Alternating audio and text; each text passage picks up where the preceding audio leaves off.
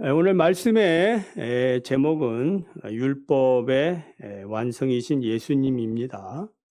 오늘 말씀을 잘 들으시면 복음이 무엇이구나, 내가 복음을 믿는 사람이구나, 이런 이제 내용들을 깨닫게 될 겁니다. 예수님은 이 땅에 오셔서 당시 유대인들이 죄인이라고 취급한 세리와 창기의 친구가 되셨지요. 그리고 중풍병자, 손마른 자, 눈먼 자를 고쳐주셨어요. 심지어 죽은 자까지 살려주셨습니다. 물고기 2마리로 보리떡 5개로 5,000명을 먹이고 12강주리가 남는 그런 기적도 행해 주셨습니다.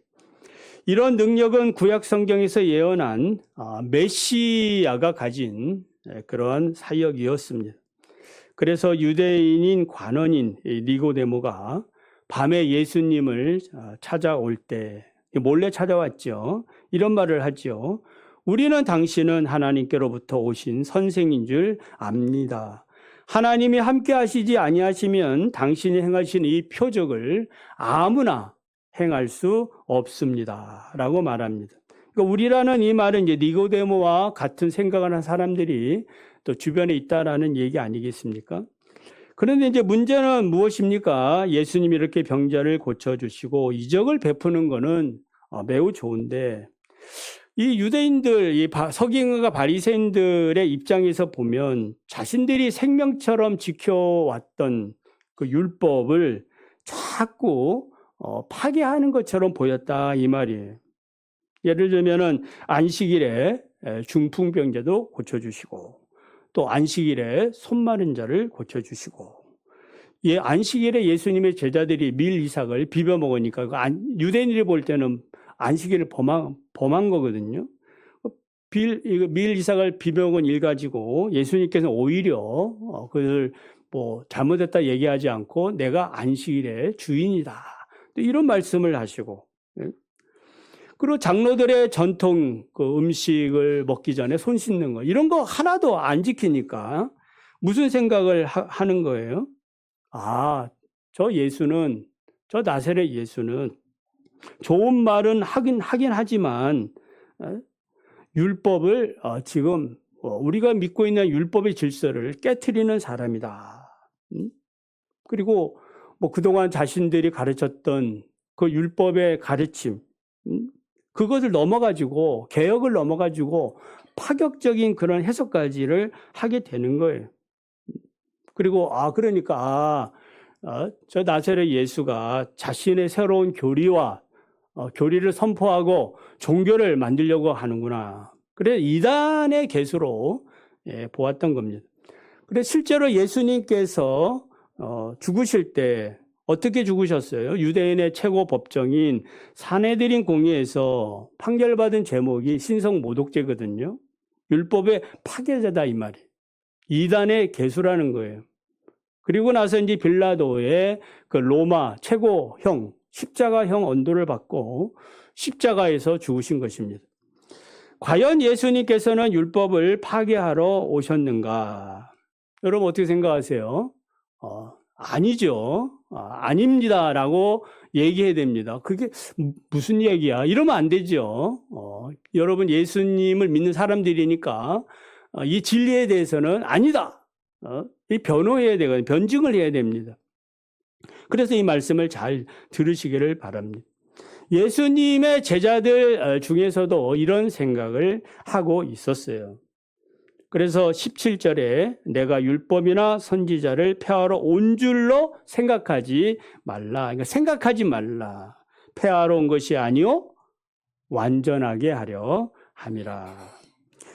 율법과 선지자란 무엇입니까? 율법은 시내산에서 하나님께서 모세를 통해 주신 거룩하고 선한 말씀입니다. 그래서 복 있는 사람 율법을 주야로 묵상함으로 하나님이 약속한 복을 받게 됩니다. 그렇지만 이 율법을 떠나 자기 마음대로 살면 복이 아니라 저주를 받고 재앙을 받게 됩니다. 선지자란 예언의 말씀을 하나님께 듣고 전하는 자들입니다. 선지자라고 해가지고 자기 마음대로 임의로 하나님의 말씀을 전하면 안 됩니다. 왜냐하면 하나님이 그렇게 말한 적이 없는데 반드시 하나님의 말씀을 듣고 그 말씀을 따라 예언 활동을 하는 자들이 선지자들이에요. 그래서 선지자들은 율법 테두리 안에서 율법의 보호를 받는 거예요. 그래서 율법 범위 밖에서 가르치는 것은 다 거짓된 것이 됩니다. 예수님의 가르침의 특징은 무엇입니까? 율법을 보호하고 율법의 테두리 안에서 해석했다라는 겁니다. 그래서 마태복음 5장 21절, 그 이제 뒷절을 우리가 20절까지 읽었지만 21절 쭉 보면은 옛사람에게 말한 바 살인하지 말라. 살인하면 심판을 받게 된다는 것을 너희가 들었으나, 옛사람이 들은 건 이제 구약 율법을 얘기하죠. 나는 너희에게 이르노니 형제에게 노하는 자마다 심판을 받게 되고, 또 이러면서 이제 쭉 간음하지 말라 하였다는 것을 너희가 들었으나 나는 너희에게 음욕을 품는 자마다 마음에 이미 간음하였느니라. 그러니까 문자적으로 보면 예수님의 가르침은 율법의 가르침을 배하고 자신의 새로운 가르침을 교훈하는 것처럼 보이지요. 폐한다라는 말은 이제 해체하다, 무효화시킨다라는 뜻을 가지고 있어요. 과거에 있던 구약의 율법이나 선지자의 가르침을 완전히 이제 없애버려 가지고 무효화시키고 단절시켜서 새로운 그러한 그리스도의 가르침을 주는 것을 말하는데 그렇지 않다는 거죠. 나는 율법을 폐하러 온 것이 아니라 어떻게? 완전하게 하려 함이라. 그러니까 완전이라는 말은 완성하다, 가득 채우다, 이런 의미를 가지고 있어요. 자, 이 말씀은 예수님께서 율법의 가르침을 깡그리 무시하는 것이 아니라 율법이 가지고 있는 이 본래의 정신, 그러니까 하나님이 율법을 주셨을 때에 그 하나님의 주셨던 그 마음, 하나님의 의도, 이런 것들을 누가? 예수님이 우리들에게 이제 그 정신을, 그 가르침을 이제 전해주는 데 목적이 있는 거예요. 그동안 유대인들이 그렇게 율법을 배우고 연구하고 도달하려고 하는 그 목적이 있어요. 목적. 왜 율법을 배우고 연구하고 그렇게 하느냐? 그 목적이 뭘까요? 그 목적이 뭘까요? 지식을 배우려고 한 겁니까? 아니죠. 영생을 얻으려고 하는 데 있어요. 하나님의 말씀을 부지런히 배워서 묵상을 하고 암송을 하고 그걸 또 연구를 하고 더 많이 또 규칙도 만들고 이래서 무엇을 얻는다? 영생을 얻으려고 했다는 거예요. 요한복음 5장 39절을 보면 예수님이 이런 말 하지요. 너희가 성경에서 영생을 얻는 줄 알고 성경을 연구하거니와 이 성경이 곧 내게 대하여 증언하는 것이라. 그러니까 실제로 성경이 말하는 영생의 길에 대해서는 알지 못하고 그냥 겉만 지금 열심히 공부하고 있는 거예요. 그래서 열심히 이렇게 율법을 공부하고 또 이렇게 분석하고 또 암송하고 이러면은 영생을 얻는다라고 생각을 했습니다. 그런데 예수님께서는 아니다. 내가 곧 길이요. 내가 곧 진리요. 내가 곧 생명이니 나로 말미암지 않고는 누구든지 아버지께로 올 자가 없느니라. 그러니까 영생의 길은 곧 누구예요? 예수님입니다. 믿으시면 아멘. 영생의 길이 예수님이십니다. 서기관과 바리새인들은 이제 1000년이 넘도록 율법을 연구하고도 영생의 길을 깨닫지 못한 이유는 무엇이냐? 오히려 이 율법의 참된 의미는 깨닫지 못하고 외식적이고 형식적인 행동에만 집착하는 이유는 무엇인가? 바울은 이 사실에 대해서 고린도후서 3장 14절 16절에서 이렇게 말해요. 잘 들어보세요. 그러나 그들의 마음이 완고하여 오늘까지도 구약을 읽을 때에 그 수건이 벗어지지 아니하고 있으니 그 수건은 그리스도 안에서 없어질 것이라. 오늘까지 모세의 글을 읽을 때에 수건이 그 마음을 덮었도다. 그러나 언제든지 주께로 돌아가면 그 수건이 벗겨지리라. 그러니까 율법을 읽는 인간의 마음, 그러니까 율법을 들여다보는 그 연구하는 사람의 마음, 이 마음이 어떻게 됐다는 거예요? 잘못됐다 이 말이에요. 완고하다고 말하죠. 그러니까 완고한 마음을 가지고 천년을 성경을 들여다본들 그 속에서 영생의 길을 찾지 못한다는 겁니다. 이 완고하다는 말은 두꺼운 가죽으로 씌우다, 돌같이 딱딱해졌다. 그러니까 수동태로 되어져 있기 때문에 하나님께서 이스라엘 백성들을 이 지각을 뭐 했다는 거예요? 어둡게 했다는 거예요. 길이 안 보이는 거예요. 그들의 하나님 앞에 순종적으로 살았으면 그 길을 열어줄 텐데 불순종으로 사니까 그냥 길을 막아버리는 거예요. 순종하고 싶어도 순종할 생각이 안 드는 겁니다. 아예 순종할 생각도 못하지요.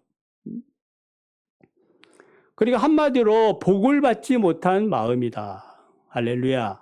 복을 받지 못한 마음이. 그래서 수건이란 그리스도를 알아보지 못하게 하는 영적 지각을 가리는 어둠을 말합니다. 그래서 마음의 이 어둠을 가지고 있기 때문에 성경을 아무리 들여다봐도 그 속에서 참된 의미 발견하지 못하는 거예요. 진리를 발견할 수가 없어요. 하나님께로 가는 길을 찾지 못했다 이 말입니다. 그래서 이 수건은 하나님의 영광을 가리는 역할을 하는 거예요. 그러니까 하나님의 가는 길을 가야지. 여러분 그 사울이죠. 다메섹 도상에서 예수 믿는 자를 잡으러 가다가 누굴 만나요? 예수님을 만난다 이 말이에요.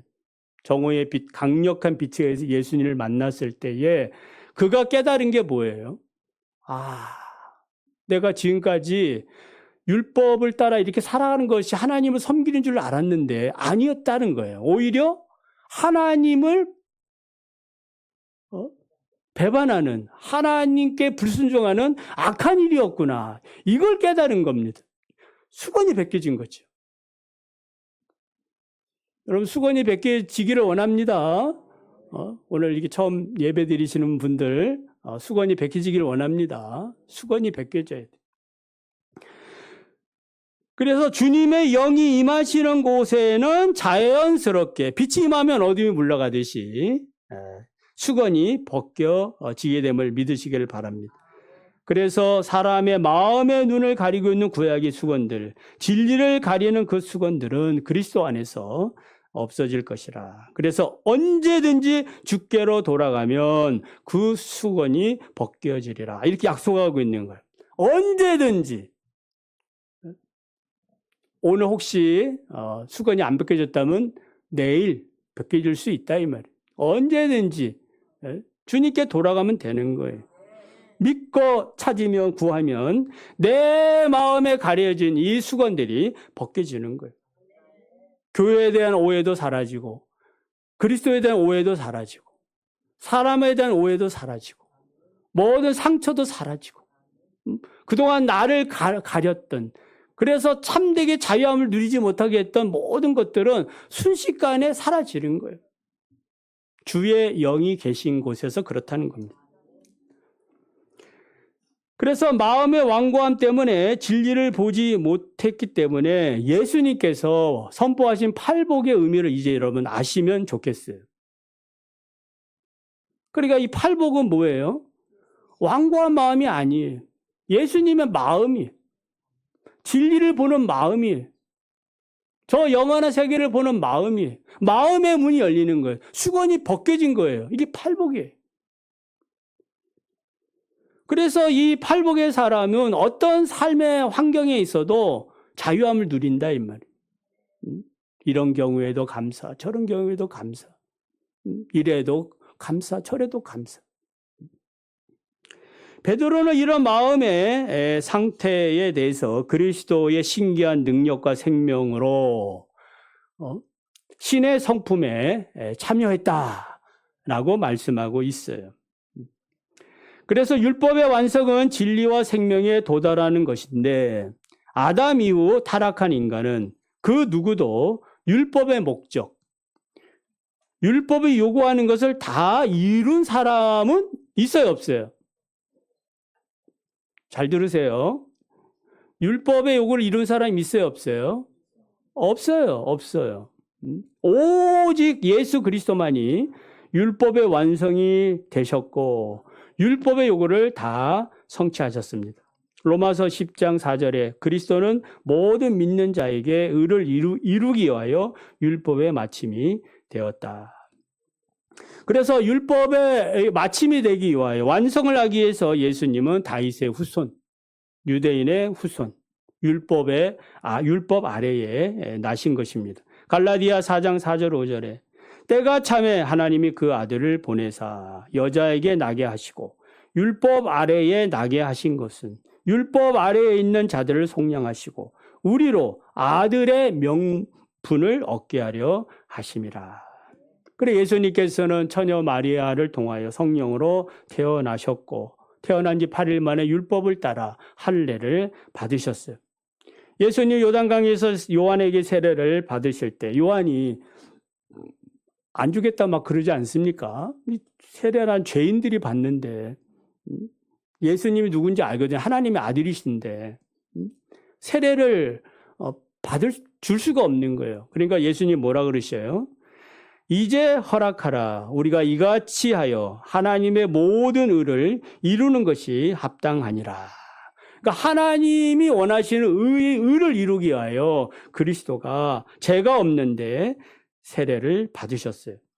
십자가에서 신 포도주를 받으신 후에 하신 말씀이 무엇입니까? 다 이루었다.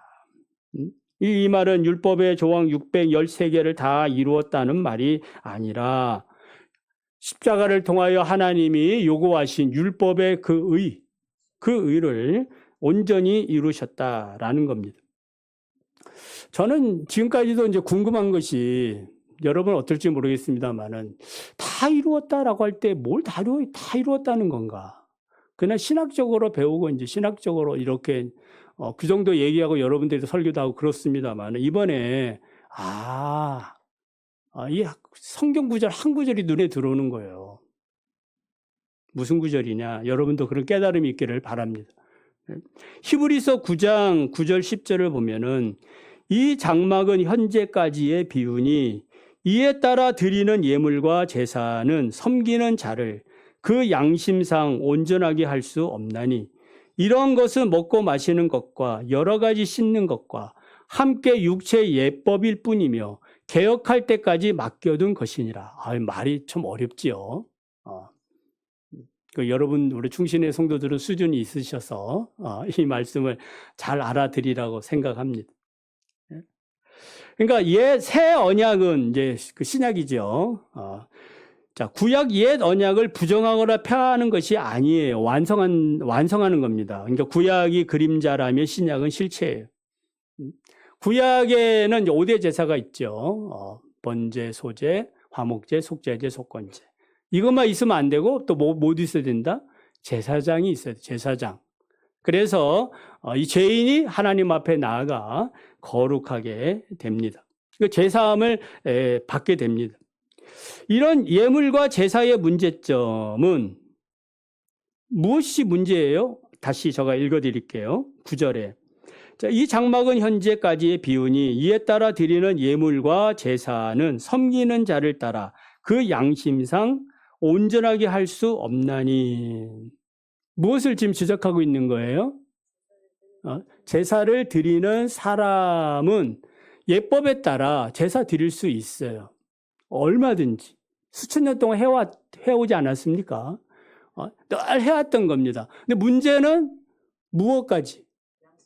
양심까지. 인간의 양심까지 온전하게 하나님 기뻐하는 대로 드릴 수 없어요. 아무리 드리려고 해도 안 돼요. 만물보다 부패한 건 인간의 마음이니. 지난주에 또 말씀드렸잖아요. 표범이 어떻게 그 반점을 없이 할 수 있겠느냐. 구스인이 그 피부를 바꿀 수 있느냐. 없어요. 그래서 이런 것은 먹고 마시는 것과 여러 가지 씻는 것과 함께 육체의 예법이야. 그냥 그렇게 율법에 따라서 하는 거예요. 언제까지? 개혁할 때까지. 맡겨둔 것이니라. 그러니까 개혁할 때는 언제를 얘기할까요? 바로 메시아 예수 그리스도가 오셔서 그가 하나님의 말씀을 따라 온전하게 십자가에서 자신을 대제사장 삼고 자신을 성전 삼고 자신을 유월절 어린 양으로 삼아서 단번에 하나님이 원하시는 제사를 드리게 된 것을 얘기하는 거예요. 이때의 제사를 드리는 그 사람의 양심은 뭐예요? 온전하지요. 누가 드린 건데? 하나님의 아들 예수 그리스도가 드린 거예요. 할렐루야. 이번 이 설교를 통하여 제가 은혜를 받아요. 다 이루었다고 얘기할 때 이 말씀이구나. 부족한 게 하나.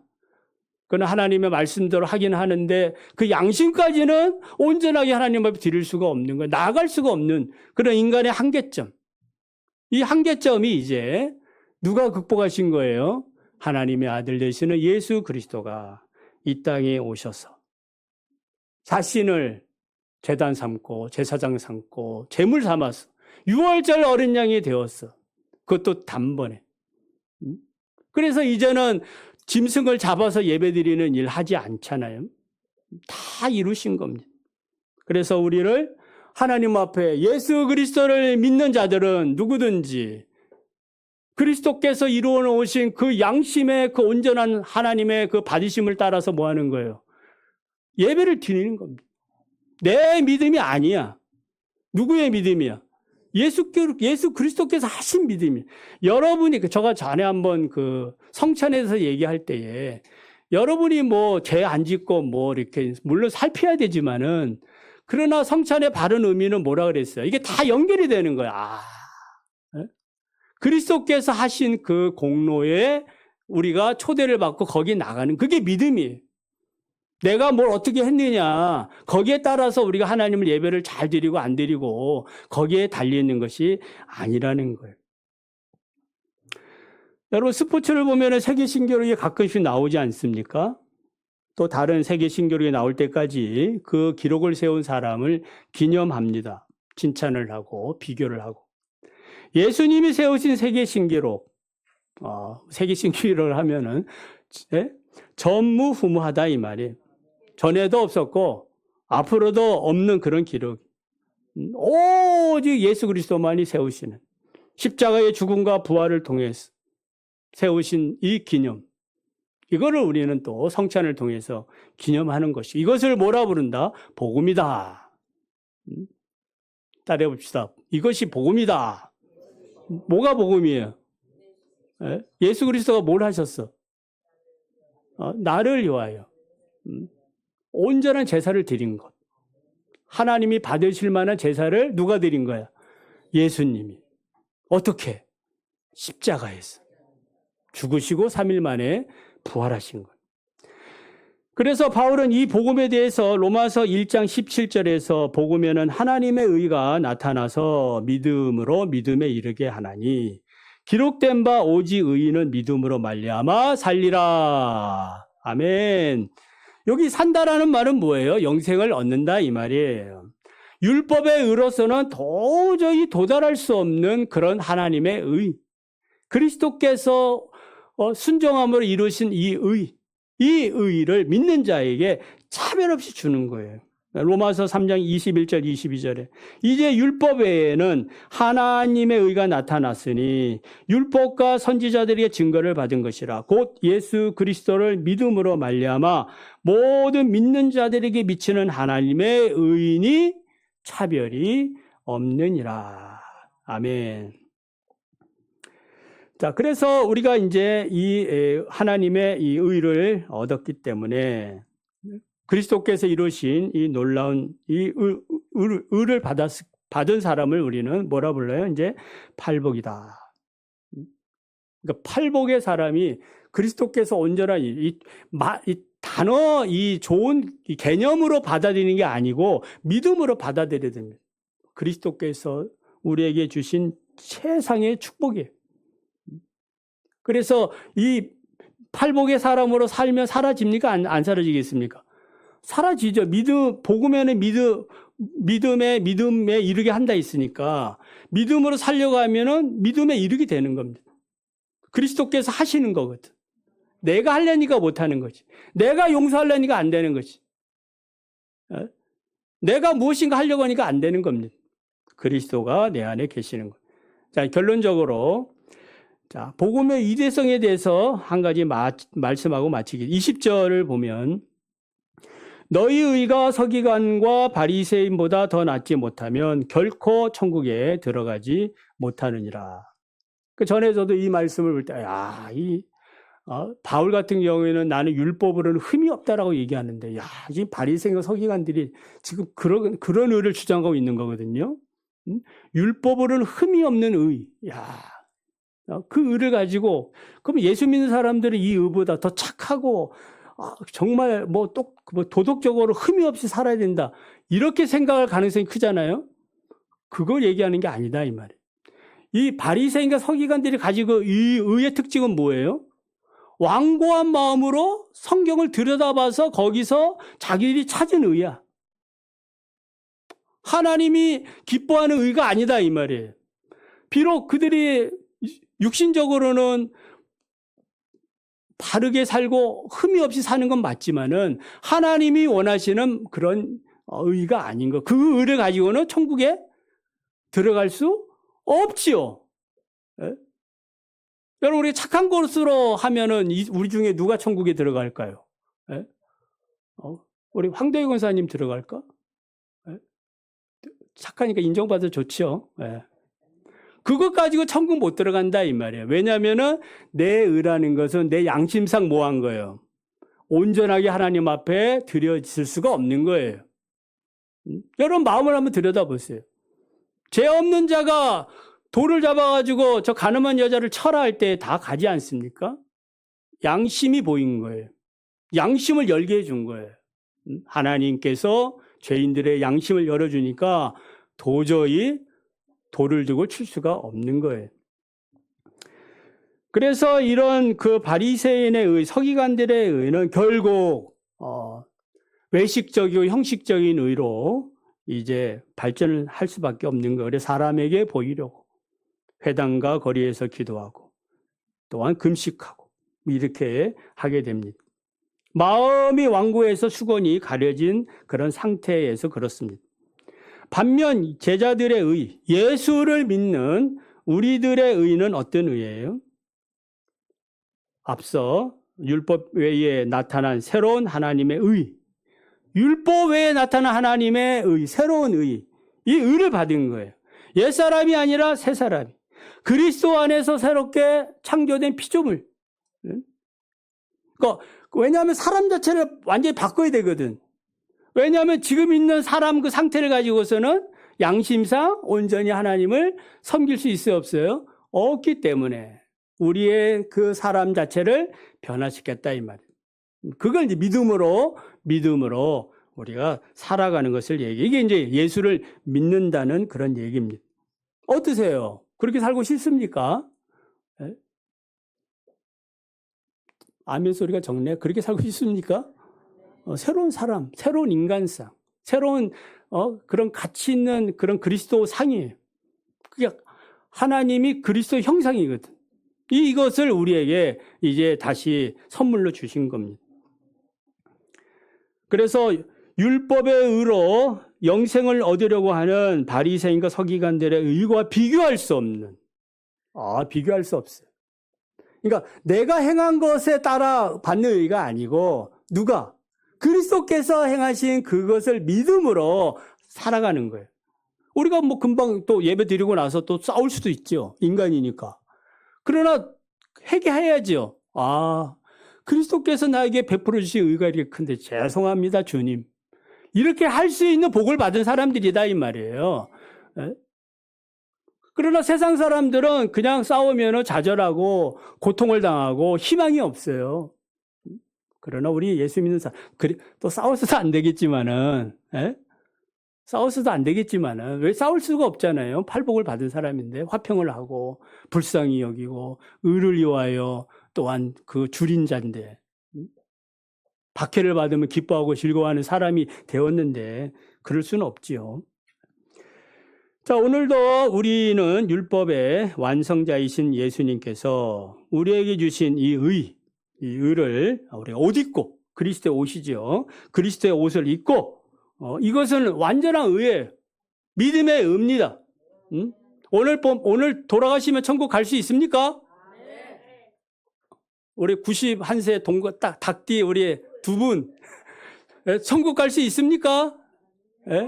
아멘. 동갑이시래. 언니인 줄 알았는데. 하나님 앞에 늘 강건하게 사시기 바랍니다.